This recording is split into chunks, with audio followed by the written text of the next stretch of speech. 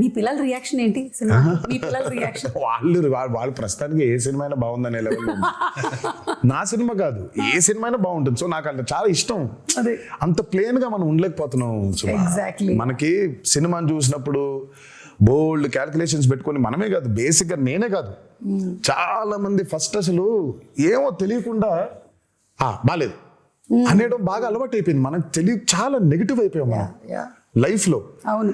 నాకు అభయని భార్గవ్ సినిమా చూస్తూ ఉంటే, ఇప్పుడు ఇందాక ఒక మీమ్ చూపించు, ఆ పిల్ల ఉంది, ఆ చిన్న పాప అనంది, అంత ఇన్నోసెంట్ గా ఎందుకు ఉండలేకపోతున్నాం సినిమాలు చూసేప్పుడు మనం?